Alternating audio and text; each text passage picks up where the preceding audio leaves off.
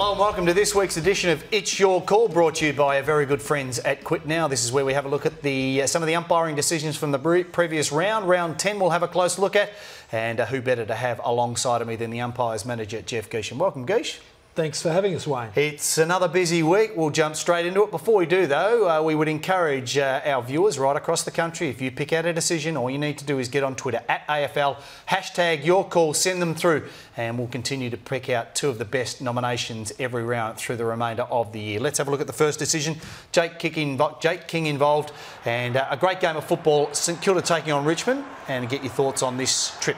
Yeah, we can see there Milne picks the ball up. There's something funny happens. He's got the ball, he's running away, and then he goes to ground. We see King come in, and on that angle there, we can quite clearly see Kingy put his leg out, made contact, tripped Milne. So on this occasion, it should have been a free kick to Milne, and if the umpire saw that, clearly reported as well. So St Kilda very unlucky on that occasion. Yeah, and Jake King spends a week on the sidelines because of that. Let's have a look at the same game. It involved a runner. I'd like to get your thoughts on that, and then I've got a question for you. Sure. Now, we can see the passage of play. The ball's kicked down the line towards a St Kilda player, but the St Kilda runner gets in the way a little bit of James Gwilt. We can see that's Paul Hudson, and we'll see a still in a minute to show exactly how close to play he got. And in this case, it's an infringement based around the fact that an official entering the field of play, who's allowed to be there, has interfered with play by getting too close to play. But has he really interfered with the play? Because it was James Gwilt and a teammate. St Kilda have the numbers. If it was Richmond, I'd understand it, but he's actually impeding his own team. Yeah, well, the rule book states that it can be official and it can be against any official depending on where the play is. It doesn't have to be an opposition player that he interferes with. It's all about safety, Wayne. We do let people go onto the ground. There are water boys, there are trainers, there are physios, doctors and runners. And we want to make sure that they keep out of play's way and the place is safe for the players. That's the most important thing. Well, there'd be no argument with the runners staying out of play there. Let's have a look at the next piece of vision or decision. It involved the Gold Coast Football Club taking on the Magpies on the weekend. I reckon Jaron Blair's a bit stiff on this. Well, again, it probably looks and sounds a little bit pedantic, but we do have rules in place. This has been an area that was exploited by the clubs, and we can see Blair actually getting bowled over outside the interchange gates. We'll see another bit of vision come up, and you'll see him bumped. He's not exiting through the gates, he's outside the gates. His teammate Dane Bean sees he ends up in the box and safe. Thinks, yeah. So from that point there, when he comes in, he needs to then go back through the ground, out through the gates, and then come back in through the gates. Yeah, I'm not sure it's a mistake, but you can understand that Jared Blair's just found himself, I'm inside the interchange box, I don't need to go on. We're splitting hairs a bit, aren't we? Yeah, but what we found, Wayne, a few years back, clubs were taking a lot of liberties here. Players were exiting the end of the field willy-nilly, 19 on the field, going on a couple of metres early and all that sort of stuff. So we had to bring in rules to tighten it up. And that, yes, it does look pedantic, but Jared Blair would be expected to go back onto the field of play, then exit properly before Beams can go back onto the ground. All right, as we said, and we do say every week, you can get involved in the show, and we really do encourage you to send through some of the decisions you'd like to get us to review, and all you have to do, at AFL, hashtag your call. And the first one we'll have a look at is from Emma Thompson, Emmat18, and this is the video review for scoring. Geesh, we've got two back-to-back, and I want to get your thoughts. Sure. Now, this one here, we could see the goal umpire coming up to signal a goal. All his body language, and if you watch it closely, is that he's probably going to come up and pay a goal. We see the ball very close to hands there, impossible to tell. But then we see the score review system go ahead. But in this shot here, we can see the hand very close to the ball. We can see a boundary umpire on the post who's got the best view. He saw that. You can see him go to tap his hand immediately to say, this has been touched. So when the review was happening, he ran in and said, guys, I am 100% certain this ball was touched. This is obviously Melbourne's great win against the Bombers. And I'd like to get your thoughts on here. Melbourne certainly thought, and Melbourne supporters, many people watching this game, thought this was an ideal opportunity for a video review. Why wasn't there? Yeah, look, we do encourage the umpires when there's very close calls to call for the review. But also the AFL, we don't want frivolous calls either. Now, we can see this bit of footage here. The great thing about this bit of footage is we can see the goal umpire is in exactly the right place, looking right across the line. The boundary umpire is as well. We can see the ball there touching the hand at that point, and it hasn't crossed the whole of the line. Now, the goal umpire and the boundary umpire were adamant that ball was touched. It hadn't crossed the whole of the line, so they stuck to their digs.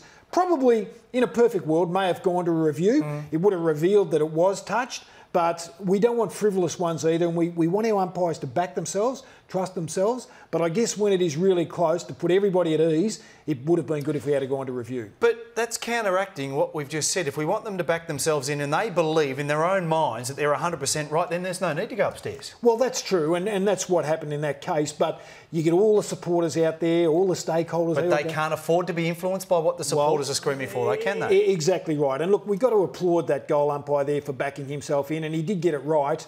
But I suppose some people would say he should have called for the review. Oh, no, I think we've got to back them in. Melbourne won the game. Let's go back to the Fremantle game. I just want to get your thoughts on here. You talk about the boundary umpire on the far behind post in the perfect position.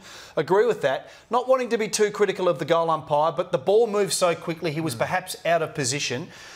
From that angle there where the boundary umpire is, generally when you see a ball being touched by a finger or a hand, you'll see some deviation. Yep. I'm not convinced. We're isolating this, so it's a bit easier for us. Yep. But I'm not convinced that there was a touch on the ball. But the boundary umpire didn't hesitate. Are you completely comfortable with the fact that he got the call right? Well, they're trained to go with their calls as they see it. He was in the best position. The goal umpire was actually behind the pack. That boundary umpire is looking across at an angle which would have detected any deviation, which would have seen whether it actually hit the hand, may have heard something. You made an interesting point before with 40,000 people screaming, maybe he wouldn't have, but he was certain. When they went to review and they were waiting for the outcome, he ran in. We saw him do that straight away. He was very certain straight away. We actually heard him say, I am certain that ball was touched. Now, when we have someone who's certain, opposed to others that think, or maybe, we go with the person that's certain. So we've got to back him in on that occasion. All right, our next Twitter nomination this week comes from Jordan, @Jordan7, and it involves the very fair and honest player of Darren Glass. Too high or not?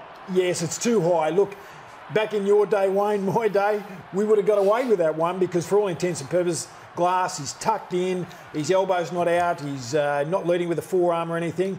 He makes contact, but we can see the tip of his shoulder make contact with Green's head. And once that shoulder makes contact with the head in a bump, that's a high contact. Umpire was on the opposite side to this, so he didn't have our view that we can see there. So he's blindsided, but we still expect one of the umpires to actually see that high contact. So Brisbane had a missed free kick for high contact. All right, the last one we'll have a look at. This is mine. I can't believe that I actually saw it. I've seen it a couple of times today and I still can't believe that I actually saw it. I'm not sure that the umpire saw it. One of the greatest throws you'll ever see in the modern game. Well, Wayne, I can't defend something that we can all see there. And what happened? Look, he lost concentration. It's pure and simple. I mean, everybody who knows anything about AFL football knows that that is highly illegal. I mean, that is just sacrilegious, really. We just don't allow that to happen. But on this occasion, the umpire ran in, lost concentration. We're keen to let players play to advantage. But if that's an advantage, that's an extreme advantage. Get a game in the NBA finals at the moment. Without wanting to, I don't think we need to name the umpire, but without wanting to throw him under the bus. What was he concentrating on? Was he concentrating on actually making eye contact with the player that he'd given the free kick away with? And did that momentarily take his eyes off what Justin Westhoff did? Because there needs to be some plausible explanation as to how that happened. Yeah, look, he paid the free kick. He saw the ball move on. His focus was to get in to make sure the team knew who was to take the kick and to manage that situation. When the ball kept moving, he lost sight of the ball. And when he saw it had gone to Port Adelaide, they were going to get the free kick. He thought, oh, advantage, I'll let it go. What he didn't see was the throw. So it was purely a concentration thing. Rowan Soares, Hayden Kennedy, Brian Shears, they coach our umpires to watch the ball, keep your eye on the ball and the players at all time. Well, we've always, we all make mistakes, including the umpires and ourselves. We appreciate you coming in. Have a great week and we look forward to your company next week. Thanks, Wayne. And don't forget, get involved at AFL, #YourCall to nominate some of the decisions from round 11. Congratulations to Bronte Duke from Williston, South Australia. She was last week's winner of the Quit Now reserve seat tickets. Quit Now once again are giving you a chance to win a reserve seating double pass to a game of your choice. Simply log on to quitnow.gov.au and in 25 words or less, give us your best motivational speech encouraging a friend or family member to quit smoking. An important message from our great friends at Quit Now. Have a great week. May your team win. And don't forget, we'll be back same time next Tuesday to have a look at some of the umpiring decisions. See you then.